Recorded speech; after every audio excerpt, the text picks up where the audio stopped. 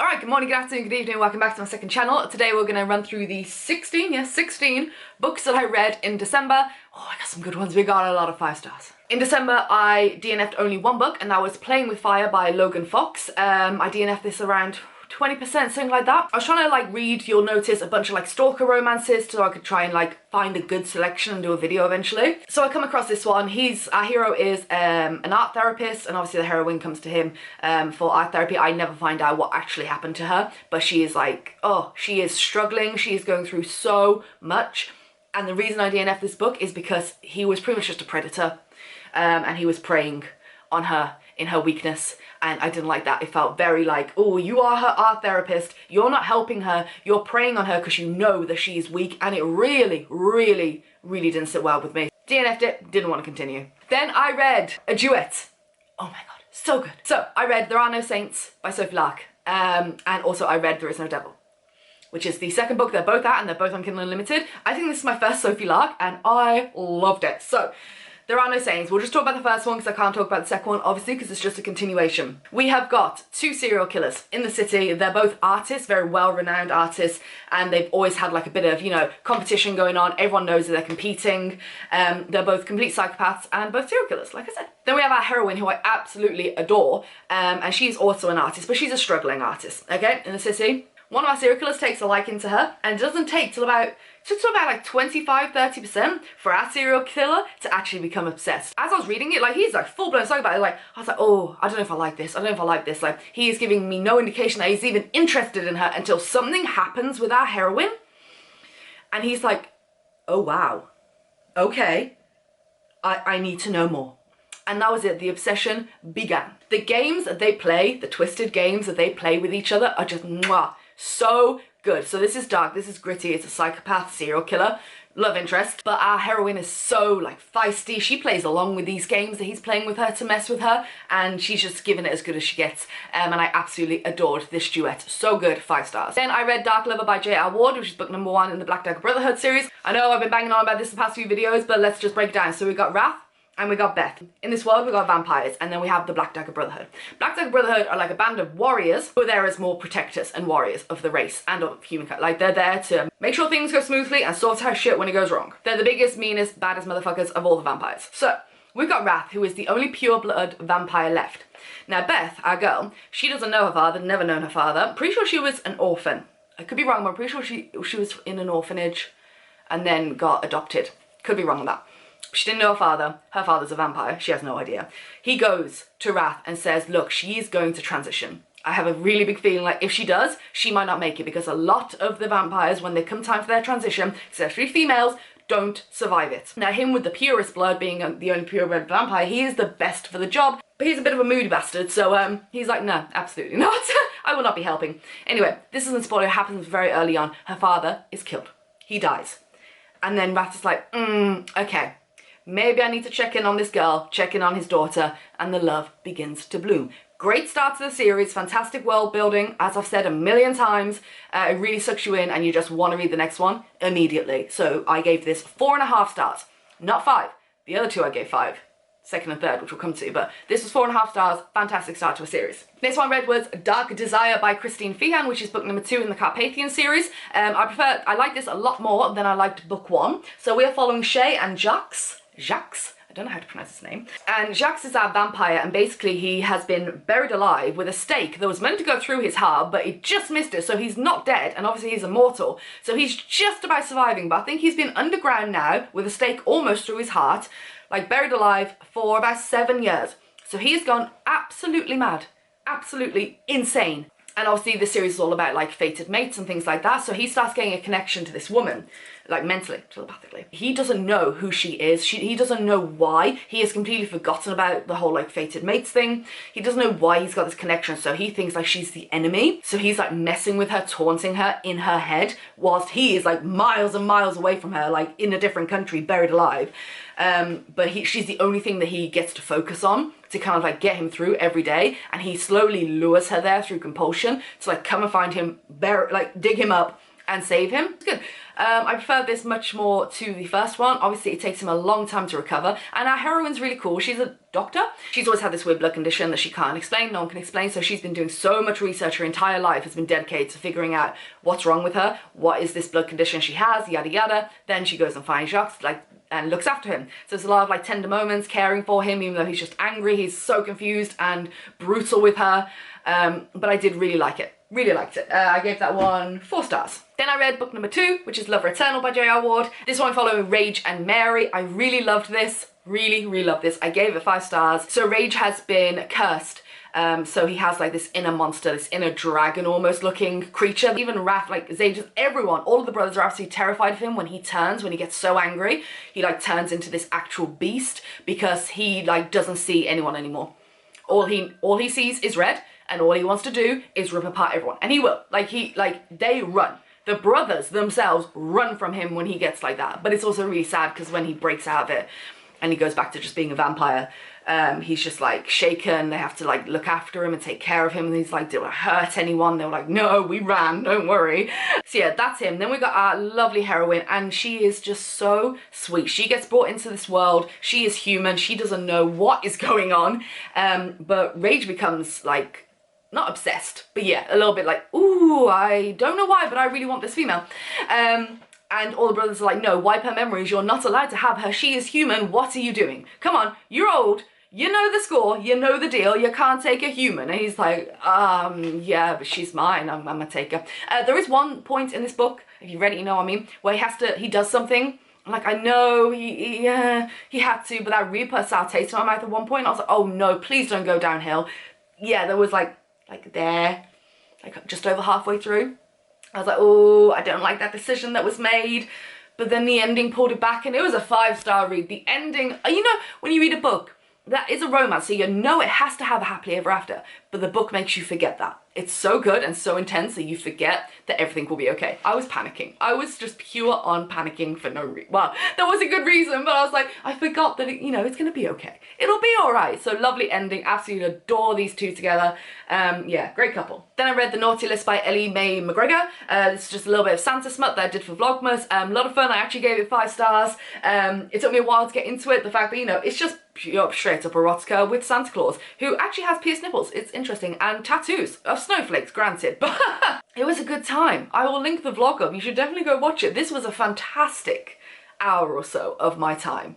Well spent. Okay, then I read book 3, which is Lover Awakened in the Black Dagger Brotherhood. Yeah, I love this. This is Zadist and Bella's story. This is probably the longest of the 3 because we get a lot of character building for future books and also what's going on in the world and things like that, which was great. Makes me really excited to carry on. We have Zadist, who is like, everyone is terrified of him. Everyone has given up on him. Everyone is terrified of him. Even his twin brother has pretty much given up on him. He'll still be there for him. But like, he is so far gone. He refuses to drink from female vampires. He's just constantly like, his aggression is so high. He's very standoffish. He won't talk to anyone. Like, you wouldn't even look in his direction. And Bella, as you were seeing at the end of Lover Eternal, definitely keys you in on she is like enraptured by him and wants to help him and find out what happens. He's severely scarred all over his face. He's extremely malnourished for a vampire because he refuses to drink from female vampires, only drinks from female humans, which will not give him the substance that he needs. And it's a really heartbreaking story because he was a blood slave, like what actually happened, why he's scarred. Also, there's a lot that goes into him and his twin and the backstory of them two together. It makes me kind of not really like Fury, to be honest. I don't know how to feel about him anymore, but you find out about the twins, about how it all went down, what happened, why Zadis is scarred when he should have healed, what, you know, and it goes through. And what I loved about this is Bella is like persistent. That girl is persistent, and it was written well because then it got to the point where she kind of just like has to be like, do you want me? And he is so ashamed of himself. He's like, you deserve so much better than me. He was like, I don't deserve you. Not in a million years will I ever deserve a woman like you. So the way it ended was kind of perfect. I kind of adored the ending on how it concluded and wrapped up and they got their HEA. Loved it. So well done. And I adore this couple so much, but it's a roller coaster. It doesn't wrap up till really close to the end. So I was like, come on, come on, come on. The next one I read was A Lesson in Blackmail. This 5-star. Oh, by the way, I gave Lover Awakened 5 stars. So I'm really bad at telling what stars I give them. Lesson in Blackmail, lots of fun. Adored this, 5 stars, short, sexy, and very just bingeable. You'll sit down, you'll just read it straight out. So you got Nathaniel and Evelyn, so it's a slight age gap. But not really. I mean, he's 18, he's a student at a school that his parents own this school, like this academy, very prestigious. And Evelyn is the school librarian. I think she's 23. So not a massive age gap, and she's not really a teacher. She just works at the library at the school. Anyway, there's no real blackmail in this, so if you like that, then you're not really gonna get it, okay? Let me explain. So he's very much drawn to her. He like taunts her because she seems very submissive, like a little mouse, and he's very dominating. And there is a part of him that he doesn't want to be with women because he holds back his desires if he's with a woman, because that he feels that they're dark. They're far too dark, and every woman would run from him screaming if he admitted what he wanted to do. So he's kind of drawn to her. He taunts her at the library, like just staring at her, and she's just like squirming and like really panicky, like, Anyway, one day he follows her and discovers that she has gone to a BDSM club. So this is where kind of like the blackmail comes in, but it kind of like doesn't go anywhere. I've got to warn you, because this was, I'm only warning you this and telling you and making it a bit spoilery for that. It's because so many people in the comments are like, I thought there was going to be blackmail in this book, and there wasn't.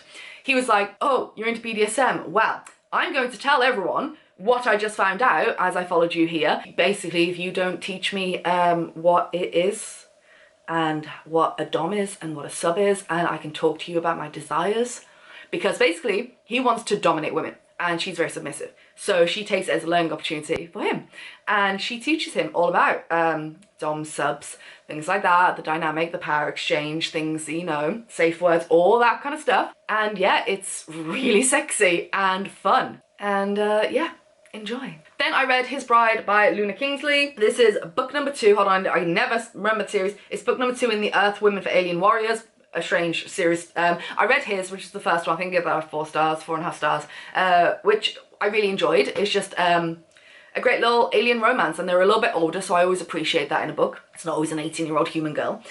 She's a little bit older, in her 20s, he's in his like late 20s or something, and like, yeah, it's fun. And it wasn't very angsty, and that's just what I needed. This one is the second one, so we've still got all the human females, but after the first book with the attack and stuff, they're all like in hiding until the help comes from their main planet. The aliens' main planet to come and help them on this mining planet that they're on, because they're all in the mines and women have tiny hands so they can help. Anyway, so we got a real like hate to love, forced proximity. Our alien really hates the human females and what they've done. Really doesn't like them, thinks they're an absolute waste of time, and then our heroine is sent with him out to scout and search for supplies and things like that, and then come back into hiding. The ground like falls away from beneath them, and they are trapped in this like cave together, so it's a forced proximity, and it was okay. I gave it 3 stars. It was fun, it was alright, it was a good time, I read it quickly, but it's not very memorable, and yeah, it was just one of those little alien romances that's just fine. Where was I? Okay, back to the Stalker goodness. So we had Stalker of Mine by Jaeger Cole. Enjoyed the book before by Jaeger Cole. Thought I'd give it a go. Give it 3 stars. Had a good premise. But you know when a book just goes, great, meh, and then very forgettable. You know what I mean? Just one of those. So you got Oren and Kenzie, and our hero basically saves our heroine from assault at a house party when they were younger. But she doesn't know that it's him. But she's been dreaming about him, basically, as her like dark shadow that came and saved her. And he became absolutely obsessed with like looking after her, looking over her, but the obsession does go a bit wild, like, okay, you're mine for the next 6 years, you don't know it yet, but you are, as we, you know, great stalker, good stalker, very nice and obsessed, as we like him. Yeah, pretty bad stalker if he wasn't. So yeah, had a good premise, but it really fell flat for me, so I only gave it 3 stars. We are going to get through these books. A good stalker slash serial killer psychopath one again is Shattered by Audrey Rush. I gave this 4.5 stars. It was really good. It's very angsty, it's very intense. So we got Mel and Rourke, and the book starts out with Mel basically killing a man to defend her friend. And when the police come and everything like that, they're like, well, there is a serial killer going around and he kind of does fit his demographic, so I'm just gonna be like, let him take the rap for that. The police are gonna think that he did this, so let's just pin it on him. That's fine. Oh my god. She works in an exclusive gentleman's club as well. And this serial killer is like, oh, you're trying to land that one on me? cheers, love. He is like masked, gloved. You can't see him. Like this mask is like kind of terrifying. It changes his voice. And he comes to see her. It's like, what the fuck are you doing? And it's just their interactions are very intense. He's a very dominant hero. She's quite a submissive hero. She's like completely captivated by him, like not scared of him, kind of hopes that he'll come and visit her, and like she leaves the back door open for him, and he just becomes obsessed, starts stalking her. But then there's this guy who keeps coming to the club that she met, and he wants private time with her, and it's just sexy, intense, dark, gritty, violent. Trigger warnings for discussion of rape, drugging, and yeah, just a lot of violence. But yeah, it was good. Couldn't put it down, had to know what happened the whole time, but it's not a relaxing read. I wasn't very relaxed when I read it. I was like, God, what's gonna happen? What's going on? Tell me, tell me, tell me. Then I read Ruthless Creatures by J.T. Geisinger, and yeah, I read book 2 in January. I'm gonna go on to book 3 very soon. Book 2 was actually a 6-star read. I'm doing 6 stars now. It's the only way I can do this. But book 1, let's start with book 1. Oh my god, it's so good, so good. It's part of the Queens and Monsters series. And oh, it's so good. If you like mafia books, but not a lot of mafia going-ons, you know? Which might, you know, annoy some people. A lot of people like a lot of mafia stuff in their mafia romances. This one, not so heavy on the mafia side of it. But it is mafia. So we got Nat, who's our heroine. We got Cage, who's our hero. Now Nat, I can't remember how many years ago, was it 5 or something like that? Her fiance, disappears, like, gone without a trace, like on their wedding day or the day before their wedding day. It just disappears. So she's been dealing with that for a long time. She can't get over it. She's so messed up from what happened that he just disappeared. He's going to be soon pronounced legally dead because he's been missing for X amount of years. So she's dealing with that as well. Then this massive hunking man moves into the house next door. And she's like, well, aren't you very nice? Now he has a secret. It is all connected. Her husband disappearing, him coming in, he has a secret. You can pretty much figure out what it is, but you know it's going to blow up big time. You're going to find out what happens. So a lot of intrigue. Pretty low on the angst. He's obviously a mobster. She finds out. She's like, wow. But not crazy angst. They do like develop feelings for each other. It gets sexy. I absolutely love this couple together. Dominating hero, as we love them. But yeah, it was fantastic. Check this series out. It's so good. And book 2, I can't wait to talk about that, but that's for January's wrap up because I only read it like a week ago. Oh my god, it was good. It's probably one of the best romance books I've ever read. Book 1's great. It's fantastic. You'll love it. Book 2. Woo! This was quite a nice little sweet alien romance. Enticed by the Alien Warlord. Who wrote it? One moment. Ava Ross. Gave this 4 stars. So, some human women on this alien planet, in this race of aliens, like, hey, we're gonna help you settle and stuff like that. You know, we're the good guys. We're gonna help you settle in. Basic premise. And this one is extremely low angst. Very sweet love story. You got some sexy time as well. She has a small child. That might annoy you. Didn't annoy me, it's fine. This child was actually quite sweet. So her and her son. And yeah, they're just trying to like, they're going to try and make life, a new life on this planet, and they're going to build, and it's going to be great, but she starts falling for him, he falls for her. There's not a lot of crazy action or angst, and yeah, it's just sweet and charming, and it was nice. Doesn't make me want to read the next book so much, but if you're looking for a little palate cleanser, a little alien romance with low angst, this one. Moving on! Oh, okay, high angst, dear God. Another alien one, Alien Conqueror by Sarah Fields, gave it 3.5 stars. Basically, Earth has been taken over by aliens, and they've pretty much conquered all of Earth. So there are very few humans left, and those like rogue humans and like rebel forces like try and live underground, and they try and attack the aliens, and they're still fighting the good fight. So our heroine gets sent by the rebels, and it's like, go, literally drew the short straw, you're gonna go and kill the leader. Anyway, she goes and she tries to kill him, but he heals really quick, and she actually, after trying to kill him, like pulls him aside and tries to heal him. She's like, I can't do this, I can't take someone's life, I can't do this to you. And he heals, and he's like, why did you do that? And I was like, well, this is an interesting premise. He was like, but you know as your punishment, I'm just gonna take you now. She was like, yeah, fair. Gonna kidnap me now, cool. Okay, so, but then it gets very dark, okay? So I need to warn you, there are content warnings for dubious consent and non-consent in this book. Basically, he takes her, and she is now her sex plaything pet to this giant alien. So yes. It is basically just straight out erotica from that point. So at first, she's like, ah, no, what are you doing? This is too much. Hence the dubious consent and non-consent. And then she's like, actually, yes, I want to be your pet. I'm happy to be your pet. And that's it. And it's just like a lot of raunchy sex, basically, with an alien. So yeah, those are your triggers, and it's just basically alien smut. Dark alien smut. That's what this book is, so that might be for you. Moving on. Again, trying to do with the short novellas, trying to find some good ones. Not having the greatest luck with stalker romances. I read Tracked by Amber Faye, gave it 3 stars. We got a stalker who's like living out in the woods, like chilling, hiding out. You got a young girl. She's there with like her school or school friends, or not really friends because she doesn't really like them. Anyway, in this cabin. And she goes out for a wander and a bit of a walk, and they meet, and he's like, it's an insta love, insta obsession. Short, steamy. I gave it what, 3 stars? Very, yeah, insta love. She goes back to the forest to try and find him because she wants to like be with him, and yeah, it is what it is, and it was okay. Last one. Oh, we're ending on a bad note. This one only gave 2 stars. Wow, it was a bad book. It was just, yeah. It's called Possessive Alpha Wolf. I like it when they give it to you in the title, like what it's about. This by Skye Wilson and Lindsay Devon. 2 stars, yes. So you got Tevin and Serene. And Tevin at the start is sent to kill Serene, and she's just like a sweet, innocent school teacher who lives in a very cute little cottage. And he doesn't care. He's like, all right, my alpha has told me this is what I gotta do. Also funny, why is it called Possessive Alpha Wolf when he isn't the alpha of the pack? Explain that to me. He's not the alpha. Anywho, his alpha sends it, go kill this woman. All right, cool. He don't care, no morals. Gotta do what I gotta do. Then he gets there and his inner wolf is like, that's our mate. Classic, you know, the classic setup. I was like, okay, cool. He's like, I can't kill her, and I'm literally going to disobey orders from my alpha, even if that means he might have to kill me. Like, I will fight him. Like, this is my mate. I cannot physically hurt her. I can't. It was just weird. Like, because when he's trying to explain this to his alpha, that she's his mate, he's like, that's impossible. I don't believe you. Like, never believes him at all. And it was just very meh. Like, the characters are so two-dimensional in this book. They have no personality. Zero. None. No personality whatsoever. Also, there was definitely like a reference, like a nod to Snow White at the beginning, which was very in your face. If you're gonna do a nod to like a classic fairy tale that you've like found inspiration for, like the whole like going with the, you know, preferring the hunter who was sent to kill her kind of thing, like the Snow White thing, then fine, but it was literally said so obviously on page that this is what inspired this story.